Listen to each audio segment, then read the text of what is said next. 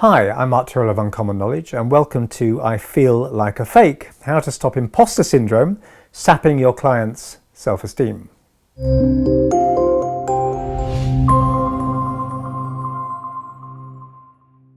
The exaggerated esteem in which my life work is held makes me very ill at ease. I feel compelled to think of myself as an involuntary swindler. So who might have said that? Actually, that was Albert Einstein. Even Einstein there was admitting that on some level, sometimes at least, he felt a bit of a fraud. Now, James, a client of mine, lived in fear that he'd be uncovered as a fraud at any moment. And he knew this fear was illogical. His PhD in computer science, years of experience, and having way more qualifications than most of the people he worked with proved it. Okay. Yet he still sometimes felt like an imposter in his work. Kathy, a counselling psychologist, put it slightly differently. She said, "I feel like a fake when I'm teaching the new students, like who am I to tell them how things should be done? I feel tormented by a sense of unworthiness that makes me doubt myself at every moment." And on it goes. Person after person feeling that they shouldn't really be doing, they're just getting away with it, in their situation in life. Qualified, able and conscientious people feeling tormented by thoughts of not being the real deal. Fears of being found out, exposed and uncovered as the imposter they feel themselves to be rip away at their self-esteem like an inner sadistic heckler who just won't shut up. Imposter syndrome is something to be overcome in order to thrive in life and work as well, especially when, objectively speaking, you are the real deal. So what do we know about imposter syndrome? Well, we know for one thing that it can shrivel self-esteem, but also derive from low self-esteem. Feeling like you're a fraud really means feeling unable to internalize one's own achievements and abilities and talents. And it's often accompanied by feelings of being overvalued perhaps by other people, a discomfort with positive feedback. And in this way, we can see that it has parallels with low self-esteem. People with low self-esteem tend to feel uncomfortable, even affronted by compliments or positive feedback. Imposter syndrome is not considered a psychological disorder as such, but studies in the 1980s found that 2 out of 5 successful people consider themselves to be frauds and overvalued. Okay, so that's a lot of successful people feeling not like the real deal. This means that, and believe me, arithmetic is my strong point, there are millions of capable, smart, able folk who are selling themselves short and not really fulfilling their professional destinies. So who is most likely to fall prey to this negatively distorted sense of who they are? Well, guess what? It's those good folks who tend to be efficient, skilled, conscientious and prone to guilt who are most likely to experience imposter syndrome. So essentially, imposter syndrome is the bias of low self-esteem clashing against the rocks of disconfirming positive feedback and the discomfort that causes. We feel fraudulent when we feel overvalued. In a way, imposter syndrome is delusional. But don't get me wrong here. There are real imposters and fake imposters, so to speak. Imposter syndrome isn't a psychotic delusion. People with imposter syndrome understand cognitively that they are qualified and experienced enough. It's not that's the problem. It's a feeling. It's just that they feel that they're not really up to the position they occupy. That somehow there's a lurking doubt that they're not really, who they should be, okay, or who they appear to be. Now, of course, some people really aren't up to it. The Dunning-Kruger effect, where people feel more qualified than their skill actually demonstrates, is quite a thing as well. But a genuine imposter, for example, might well have gaps in their skills, gaps in their knowledge or ability that gets in the way of doing their jobs well and can lead to problems. Real imposters, however, tend to have an elevated rather than a diminished sense of entitlement and rarely worry about feeling fraudulent. Okay. One aspect of a psychopath, for example, not all frauds are psychopaths, but One aspect is very low neuroticism, not tending to worry about stuff. They're much too busy being fraudulent to worry about being frauds. Now, then there are those who are not fraudulent but incompetent, and there are two kinds of incompetence. The first, know that they're inept, recognize they're not up to it, and seek to put matters right, either by getting suitable training or looking for another position more suited to their skill level. The second kind of incompetent don't know it and just keep bungling along, assuming they're doing a wonderful job. The long and the short of it is that imposter syndrome is not some kind of psychotic delusion, but more a bias of feeling. So how might we be able to help people transcend imposter syndrome, this most pernicious of self-limiting distortions? Well, tip number one, don't try to argue them out of it. Okay, but people have probably already tried that. Like any self-esteem issue, imposter syndrome is a kind of extremist thinking, a belief, and beliefs can be strong. Even if they're self-damaging ones, they can be cherished to the point that some people are prepared to die for beliefs, as we know.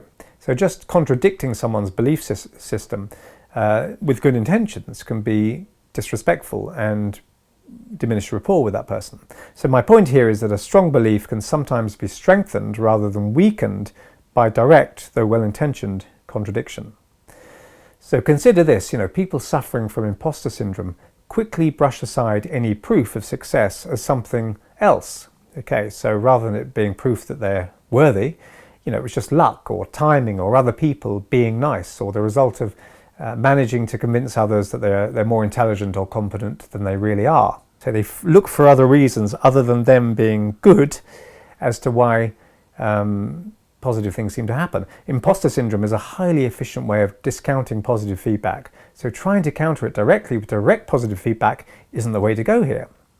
Positively motivated contradiction is still contradiction. And contradiction of any sort isn't great for rapport. Listen to their concerns without prematurely assaulting them with contradiction and positivity. As when approaching any form of extreme belief, we need to be both subtle and respectful if we're to have any hope of modifying our clients' feelings or loosening them, their beliefs and their perspectives, so that different facets of life can come into view. Tip number 2, bring in Dunning-Kruger. Rather than confronting someone's negativity head-on, I might later in the conversation, perhaps as a non sequitur, so it's more attention focusing, say something like, I can't help being reminded by all of this of the Dunning-Kruger effect.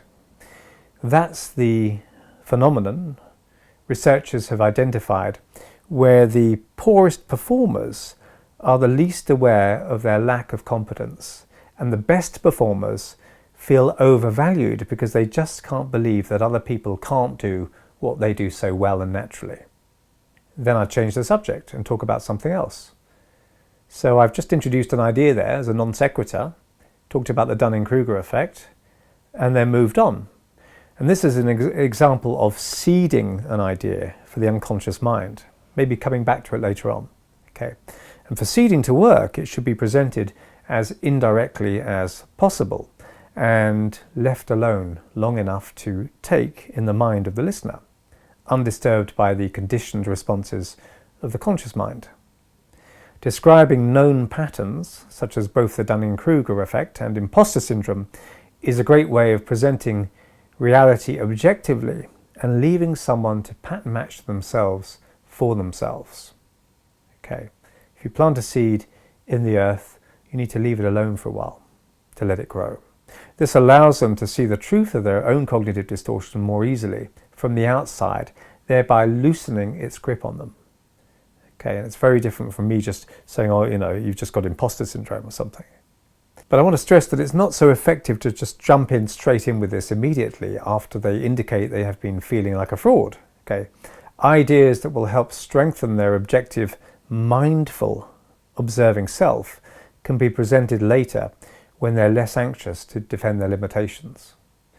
The final tip is one I found to be incredibly powerful in loosening all forms of imposter syndrome.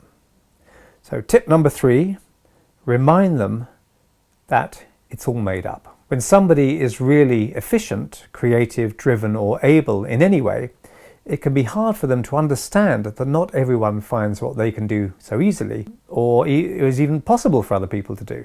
Because it might feel natural and easy for you to dance Swan Lake, it doesn't mean that everyone else could naturally and easily do it either. But you might not be able to believe that they can't.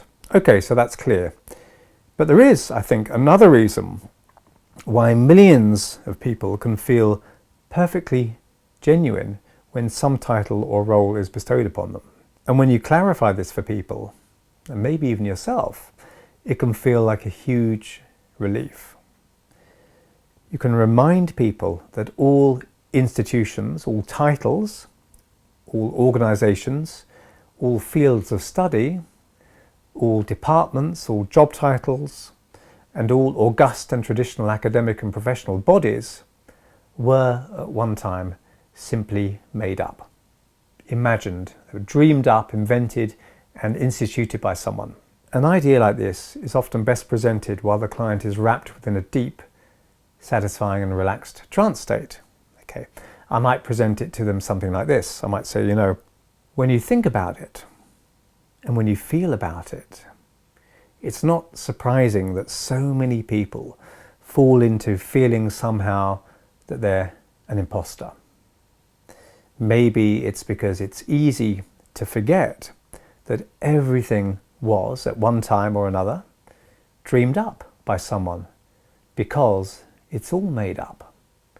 Humankind started off pretty basic, maybe living in trees with other primates alongside us. And after a time we came down from the trees, but we didn't find Cambridge University or Harvard or the tax office or electrical engineering jobs or psychologists already waiting for us at the bottom of those trees. We had to make those things up eventually, and it's all made up.